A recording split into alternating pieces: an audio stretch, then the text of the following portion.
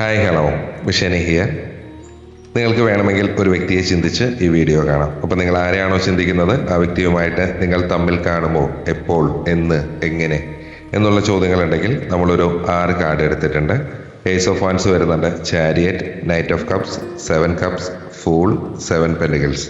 Okay, അപ്പോൾ നിങ്ങൾ ആ ഒരു വ്യക്തിയെ നേരിൽ കാണുമോ, എപ്പോൾ, എങ്ങനെ എന്ന് ചോദിച്ചാൽ കാണും, തീർച്ചയായിട്ട് കാണും എന്നാണ് പറയുന്നത്. ചാരിയറ്റ് കാർഡ് വന്നിട്ടുണ്ട്. ലക്ഷ്യപ്രാപ്തി, വിജയം എന്നിവയാണ് സൂചിപ്പിക്കുന്നത്. നിങ്ങൾ തമ്മിലുള്ള ഒരു ദൂരമോ തടസ്സങ്ങളോ ഒക്കെ നീങ്ങുന്ന ഒരു ഘട്ടം എന്ന് പറയാം. എപ്പോൾ എന്നൊരു ചോദ്യത്തിന് 7 ഓഫ് പെൻഡിക്കിൾസ് ആണ് വരുന്നത്. ഇത് പതുക്കെയുള്ളൊരു ചലനമാണ്, സ്ലോ ഗ്രോത്ത് ആണ്. അടുത്ത ഒരു 7 ആഴ്ച അല്ലെങ്കിൽ ഒരു 7 മാസത്തിനുള്ളിലൊക്കെ ചിലപ്പോൾ ഈ ഒരു റിലേഷൻഷിപ്പിൽ ഏതെങ്കിലും തരത്തിൽ മാറ്റങ്ങൾ വരുന്നുണ്ടാകാം. നിങ്ങൾ തമ്മിലൊരു കൂടിക്കാഴ്ച ഉണ്ടാകാം. എങ്ങനെ എന്ന് ചോദിച്ചാൽ ഫൂൾ കാർഡ് വന്നിട്ടുണ്ട്. ഈ ഒരു കൂടിക്കാഴ്ച വളരെ അപ്രതീക്ഷിതമായിരിക്കും എന്നാണ് പറയുന്നത്. ഒരുപക്ഷെ ഒരു യാത്രക്കിടയിലോ അല്ലെങ്കിൽ മുൻകൂട്ടി പ്ലാൻ ചെയ്യാത്ത ഒരു സാഹചര്യത്തിലോ ആയിരിക്കും ഇത് സംഭവിക്കുക എന്ന് പറയുന്നുണ്ട്. പിന്നെ നിങ്ങളെ ഉദ്ദേശിക്കുന്ന വ്യക്തിയായിട്ടുള്ള ഒരു ബന്ധത്തിന് ഭാവിയുണ്ടോ, അത് നിങ്ങളുടെ നല്ലതിനാണോ എന്ന് ചോദിച്ചാൽ നൈറ്റ് ഓഫ് കപ്സ് വന്നിട്ടുണ്ട്. വൈകാരികമായിട്ട് വലിയൊരു അടുപ്പം ഈ ഒരു ബന്ധത്തിനുണ്ട് എന്ന് പറയുന്നുണ്ട്. 7 ഓഫ് കപ്സ് പറയുന്നത് പോലെ ഇത് നിലവിൽ ഒരു ഭാവനാ ലോകത്താണ് നിൽക്കുന്നത് എന്നാണ്. ഒരു ഫാൻറ്റസിയാണ് റിലേഷൻഷിപ്പ്.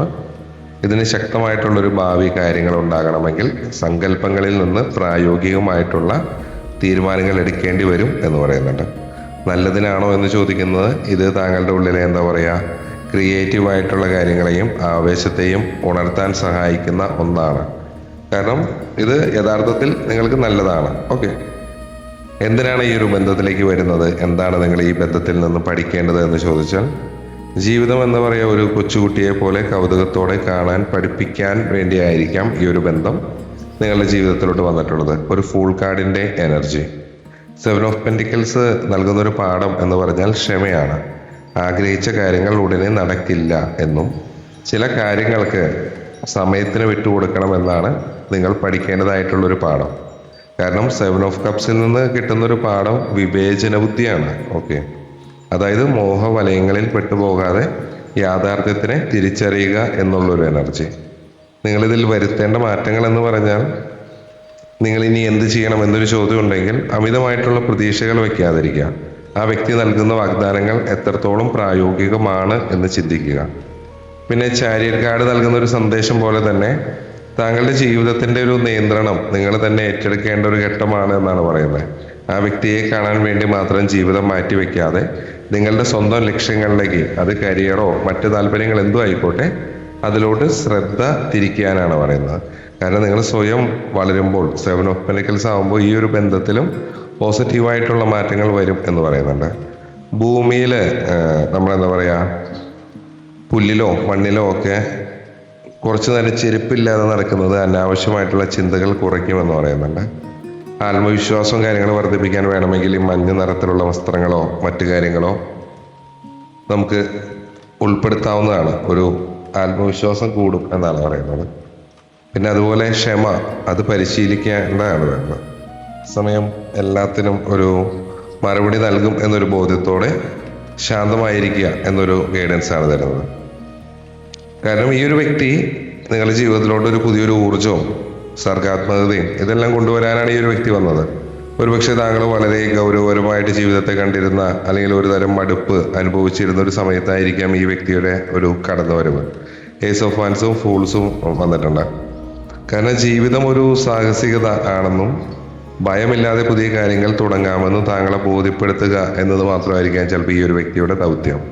ഇതിൽ നിന്ന് നിങ്ങൾ എന്താ പഠിക്കേണ്ടത് എന്ന് പറഞ്ഞാൽ ഞാൻ പറഞ്ഞല്ലോ, ഇവിടെയാണ് ഏറ്റവും വലിയൊരു പാഠം എന്ന് പറയാം. 7 ഓഫ് പെൻഡിക്കിളും 7 ഓഫ് കപ്പും വന്നിട്ടുണ്ട്.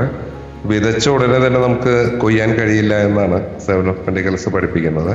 താങ്കൾ എത്രത്തോളം ആഗ്രഹിച്ചാലും പ്രപഞ്ചം നിശ്ചയിച്ചൊരു സമയമുണ്ട്. ആ ഒരു കാത്തിരിപ്പിനെ ഭാരമായി കാണാതെ ഒരു നിക്ഷേപമായിട്ട് കാണാൻ പഠിക്കുക എന്നൊരു ഗൈഡൻസ് ആണ് പറയുന്നത്. 7 ഓഫ് കപ്സ് പറയുമ്പോൾ താങ്കൾ എപ്പോഴും യാഥാർത്ഥ്യത്തെക്കാൾ കൂടുതൽ ആ വ്യക്തിയെ കുറിച്ച് സങ്കല്പിച്ച് കൂട്ടുന്നു എന്നാണ്. കാരണം അവരൊരു രക്ഷകനാണെന്നോ അല്ലെങ്കിൽ ഒരു പൂർണ്ണനാണോ അങ്ങനത്തെ ഒരു ചിന്ത കാര്യങ്ങളൊക്കെ ഉണ്ടെങ്കിൽ അത് മാറ്റുക. സത്യത്തിനെ അതിനെ പൂർണ്ണ രൂപത്തിൽ കാണാൻ പഠിക്കുക എന്നതാണ് നിങ്ങൾ ഈ ഒരു ബന്ധത്തിൽ നിന്ന് പഠിക്കുന്ന പാഠം. നിങ്ങൾ വരുത്തേണ്ട മാറ്റങ്ങൾ നമ്മൾ പറഞ്ഞു. നിങ്ങളുടെ നിയന്ത്രണം നിങ്ങൾ ഏറ്റെടുക്കുക. കാരണം ആ ഒരു വ്യക്തിയുടെ ഒരു മെസ്സേജോ കോളോ അനുസരിച്ചായിരിക്കരുത് നിങ്ങളുടെ അന്നത്തെ ദിവസം. എടുത്തുചാട്ടം ഒഴിവാക്കാൻ പറയുന്നുണ്ട്. ഫൂൾ കാർഡ് പോസിറ്റീവ് ആണെങ്കിലും കണ്ണടച്ച് ഇരുട്ടാക്കരുത് എന്നൊരു മുന്നറിയിപ്പ് കൂടി അതിലുണ്ട്. കാരണം വൈകാരികമായിട്ട് അമിതമായിട്ട് വേഗത കുറയ്ക്കുക എന്നാണ് പറയുന്നത്. നേരിൽ കാണുമോ, എപ്പോഴായിരിക്കും, എങ്ങനെയായിരിക്കും എന്നുള്ള ചോദ്യങ്ങൾക്ക് കാണുമോ എന്ന് ചോദിച്ചാൽ അതെ എന്നാണ് പറയുന്നത്. ചാരിയറ്റ് കാർഡ് ഒരു ലക്ഷ്യസ്ഥാനത്ത് എത്തുന്നതിനെയാണ് സൂചിപ്പിക്കുന്നത്. നിശ്ചയദാർഢ്യത്തോടു കൂടിയുള്ള ഒരു കൂടിക്കാഴ്ച നടക്കുമെന്നാണ് പറയുന്നത്. എപ്പോൾ എന്നാണെങ്കിൽ അതിൽ 7 എന്ന് പറഞ്ഞൊരു അക്കം പലതവണ ആവർത്തിച്ച് വരുന്നുണ്ട്. 7 ഓഫ് പെൻഡക്കിൾ വരുന്നുണ്ട്, 7 കപ്സ് വരുന്നുണ്ട്. അപ്പോൾ ചിലപ്പോൾ ഒരുപക്ഷെ 7 ആഴ്ചകളായിരിക്കാം, 7 മാസങ്ങളായിരിക്കാം. നിലവിലെ തടസ്സങ്ങൾ മാറാൻ ഇത്രയും സമയം ആവശ്യമാണ് എന്നാണ് പറയുന്നത്. എങ്ങനെയെന്ന് ചോദിച്ചാൽ ഒരു പക്ഷേ ഒരു യാത്രക്കിടയിലോ അല്ലെങ്കിൽ വളരെ ഔദ്യോഗികമായിട്ടുള്ളൊരു പ്ലാനിങ്ങിലൂടെ ആയിരിക്കാം അത്. ഒരുപക്ഷെ ഒരു അമ്പലത്തിലോ പൊതുസ്ഥലത്തോ വെച്ചുള്ള കൂടിക്കാഴ്ചയ്ക്കും സാധ്യതയുണ്ട് എന്നാണ് പറയുന്നത്. ഈ ഒരു ബന്ധത്തിന് ഫ്യൂച്ചർ ഉണ്ടോ എന്ന് ചോദിച്ചാൽ തീർച്ചയായിട്ടും നമ്മൾ പറഞ്ഞു, ഈ ഒരു ബന്ധത്തിൽ പ്രണയവും ആത്മാർത്ഥതയും ഉണ്ട്. പക്ഷെ 7 ഓഫ് കപ്പ് ഉള്ളതുകൊണ്ട് ഒരു ലോങ് ടൈം ബന്ധമായിട്ട് മാറണമെങ്കിൽ രണ്ടുപേരും പ്രായോഗികമായിട്ടുള്ള തീരുമാനങ്ങൾ എടുക്കണമെന്നാണ്. നിലവിൽ ഇതൊരു ഫാൻറ്റസി തലത്തിലാണ് പോയിക്കൊണ്ടിരിക്കുന്നത്.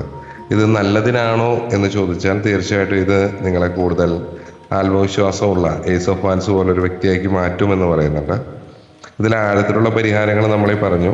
മണ്ണിൽ അല്പനേരം ചിലവഴിക്കുക, അല്ലെങ്കിൽ ഈ പറഞ്ഞ കൃഷികളിൽ ചെടികൾ വളർത്തുന്നതിലൊക്കെ ശ്രദ്ധിക്കുക. അത് മനസ്സിനെ ശാന്തമാക്കുമെന്ന് പറയുന്നുണ്ട്.